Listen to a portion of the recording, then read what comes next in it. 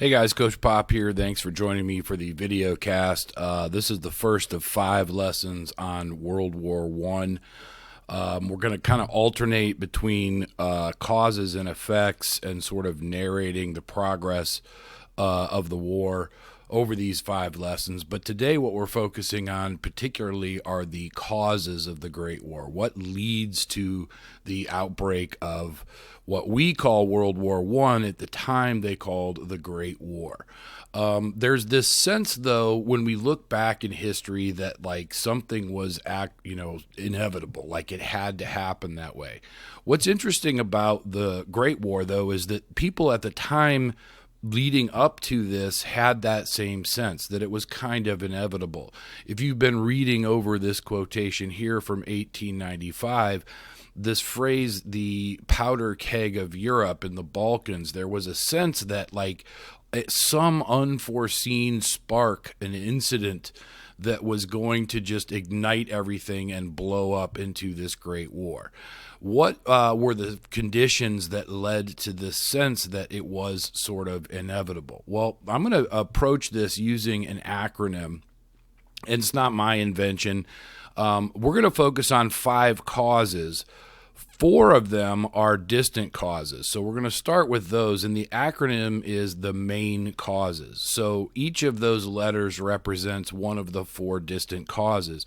A reminder that there will be a pop quiz on this. The M stands for militarism, and if you recall, earlier in the examination of modernization programs, the idea that you had to build up your military to compete in a modern world is at the heart of this. This belief that you constantly have to make improvements to your military capabilities.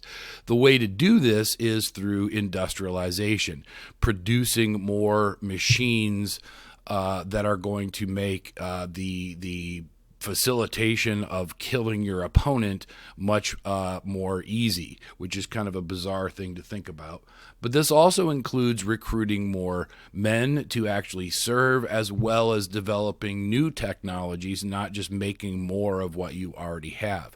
Now, in this graphic, what you see is the increased military spending in 5 of the original combatants in the Great War. And what you notice, the growth from 1880 to 1900 is pretty steep. But if you notice particularly Russia, Austria-Hungary, and most especially Germany, from 1900 to 1940 or 14, the military spending is just getting out of hand. The basic idea is this: spending all of that money to create new technologies, new troops, new techniques. At some point, those toys are going to get played with, and it's just a matter of time. The second distant cause, the A in the main causes, are the alliances. Now, in order to understand this and put this in context, though, we have to go back a little bit. If you recall, in 1815, after the final defeat of Napoleon, Europeans gathered together and tried to come up with a solution to make sure this didn't happen again. And their view about how to do this was to create constantly shifting alliances that maintained a balance of power, so that no one group got too powerful. And frankly, that was a system that essentially worked for about 100 years, at least in the context of Europe. We'll come back to that in just a moment. But if you notice, in 1815, a big chunk, particularly in Central Europe, is broken up into a variety of smaller states after the fall of the Holy Roman Empire. And so these alliances are constantly shifting. But then there's 2 big events that make the difference leading up to the Great War. First, in 1882, Italy, Germany, and Austria-Hungary gathered together and formed what's known as the Triple Alliance. Now, here's what I want you to notice about those 3 states.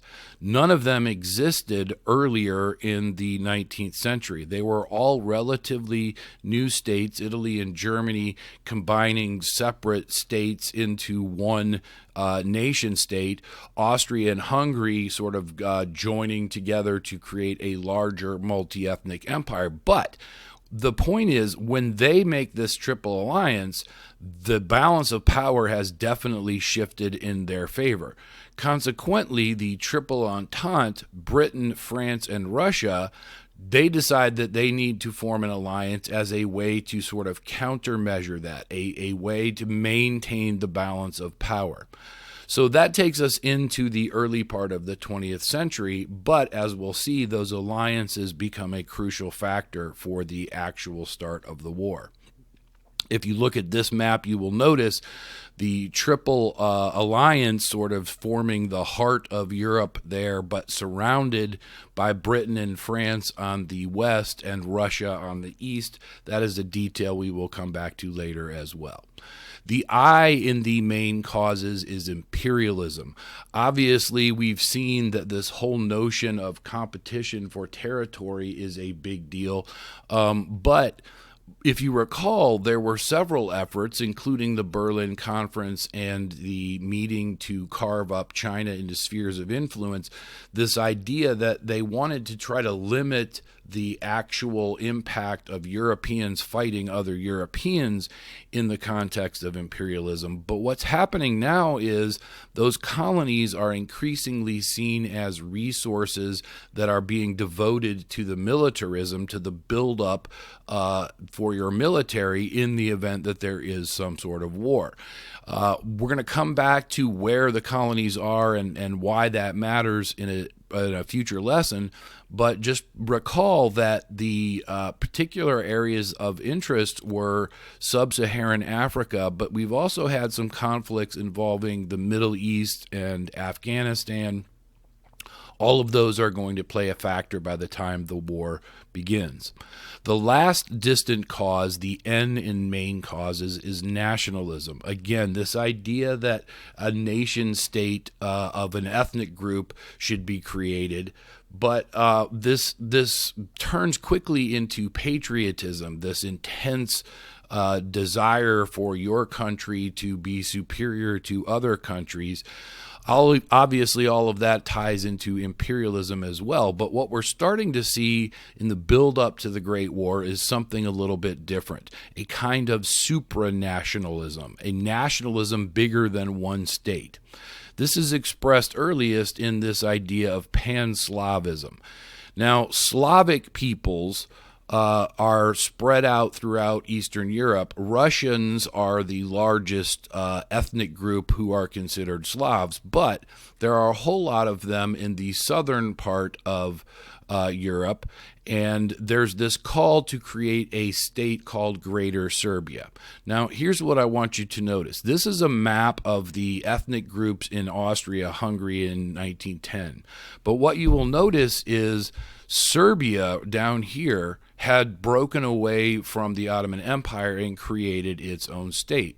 But on this map, all of these people in this brownish area are also Slavs. And they are now part of the Austro-Hungarian Empire. They want to break from the Austro-Hungarian Empire and create what they call Greater Serbia.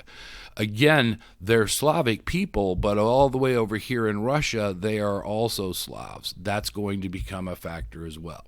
So the main causes are the distant causes. What about the proximate cause? Well, here's one way to remember this. This is just the way I did it.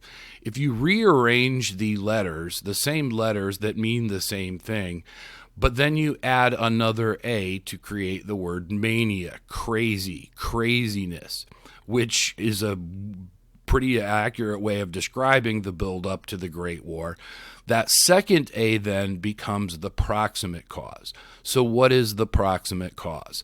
The approximate cause is the assassination of Archduke Franz Ferdinand. Now, Franz Ferdinand was the heir apparent to the imperial throne of Austria-Hungary. He was not the emperor. I believe he was his son, or he might have been the nephew. I cannot recall. He is the guy, though, who's going to become the emperor.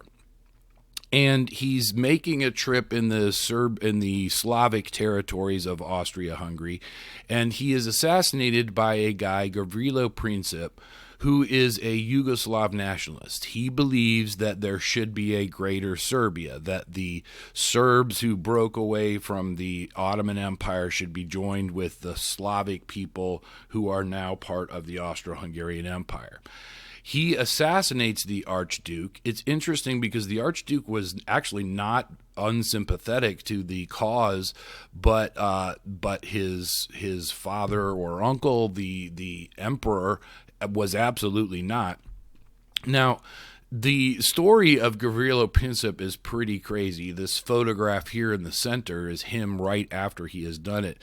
There's a link in Schoology. It's a 3-minute, 20-second, I think, video that is really worth your time once we get through this to go back and watch, because it's a really crazy story. Princip was definitely part of a group that was conspiring to assassinate the Archduke, but he was not the one that was actually supposed to pull the trigger. And it's a really, really bizarre story of these crazy random things that lined up such that he becomes the one to do it. Whatever the circumstances, though, he assassinates the Archduke. That's the proximate cause. Now, and this is a transcript of the trial of Princip, who, if you would hit pause and take a moment to read over it, one of the things I find fascinating about this discussion, the prosecutor is examining the accused, which is Princip. He does not believe he's done anything wrong. He is absolutely convinced that what he did was right and justified because he felt like there should be this greater Serbia, this giant state for all of the southern Slavs. That brings us to a question we'll come back to at the very end of the year, which is, how does perspective play into our view of events in world history? One man's terrorist is sometimes another man's freedom fighter, and it's clear that Princip believed he was a freedom fighter. Nonetheless, that ends up leading to this chain that sucks everybody into the Great War. If you look at this image, Serbia down here in the bottom left, obviously Austria is going to retaliate against Serbia. Russia, who are also Slavs, they're sort of like the big Slavs, they're going to protect the Serbs. Well, Germany has an alliance with Austria, so if Russia attacks Austria, Germany now is in. And then if you notice in the background, you've got France and Britain, who obviously have alliances with Russia. It like everybody gets sucked in that alliance system, which the idea was to create a balance of power. What the actual effect was, though, is it obliges all of these different parties to now get involved in something that was really a relatively small and local skirmish. Now, the timeline of the buildup of the war is also kind of interesting, and you don't need to remember any of these dates, but I just kind of want to walk you through it because it also explains how quickly everybody gets sucked into this. So July 28th, Austria-Hungary declares war against Serbia. That one was not, such a big deal. Like, Serbian nationalist is the one that assassinates the Archduke. It makes sense that they would want to retaliate by going to war. But then Germany declares war on Russia. Now, what's going on here? Well, Germany knows that Russia is going to try to intervene as some sort of pan-Slavic unity, but there's definitely a Russian buildup of military towards Germany after this assassination, but there's also evidence that Russia was really internally sort of divided, like whether or not they should in fact go to war. Germany sort of preemptively decides, well, Russia's going to do it, so we're going to beat them to the punch and declare war on them. Then 2 days later, realizing, well, if we go to war against Russia, we should go to war with France too, because they're going to join in. Britain then, again, sort of getting ahead of the curve, they declare war on Germany. Austria-Hungary then declares war on Russia. France, Britain then declare war on Austria-Hungary. So like what you're seeing is all of these alliances in a matter of days are leading all of these countries, these states, to declare war against each other. And again, it's happening over a period of days, very, very quickly, until all of a sudden Japan, out of nowhere, they declare war on Germany and Austria-Hungary. Japan is getting into this action. Now, we'll get more into their rationale and what they're doing here, but they're like jumping in and declaring war. Then the Ottoman Empire is now involved. Russia declares war on the Ottoman Empire. Again, we'll get into this more in a future video, but the Ottoman Empire decides that they're going to join, and Russia just intervenes and declares war on Ottoman Empire before the Ottoman Empire technically declares war on anybody. Britain and France in 4 days then decide, well, if Russia's in, we're aligned with them, so we're going to do the exact same thing. Then Italy declares war against Austria-Hungary, and you might be going, well, wait a minute, I thought they were on the same side. And you're right, they were originally part of the Triple Alliance.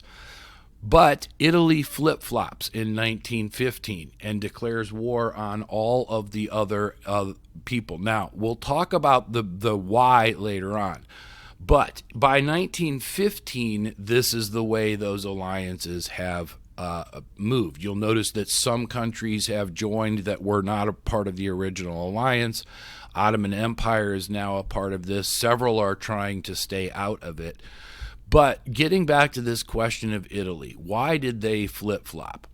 There was a secret agreement made between Italy and the British, saying that if Italy would help out defeating the Austro-Hungarian Empire, after the war, they would get this coastline. And it's not hard to see why Italy would want this, right? Because that would give them the control of this whole sea here on both sides. So they were pretty much motivated for a geopolitical gain. They thought that, according to what the British said, if they helped, that would shift the balance of power. After Austria-Hungary is defeated, they would get that coastline, and that was obviously to their particular advantage. So the main causes are the four distant causes. The proximate cause, another A. If you rearrange those same words to mania, that's one way to remember it. Why do I care about how you remember it? Because, again, you're going to have a pop quiz on this tomorrow. Basically, what you got to know is what are the five causes, the four distant and the one proximate, and then briefly describe or define what those things are. How did they lead to the war? If you've been taking notes on that sheet of paper that you got if you were in class, it's basically going to be the same format as that. It's like distant causes 1, 2, 3, 4. The 5 is the proximate cause. Identify and describe them. I want to thank you for your attention. In the next lesson, we'll get into the sort of narrative of the first half of the war. That one, the note-taking will be a little different, but I will talk to you either in class or about that in the video. Thank you again for your attention. Have a great day.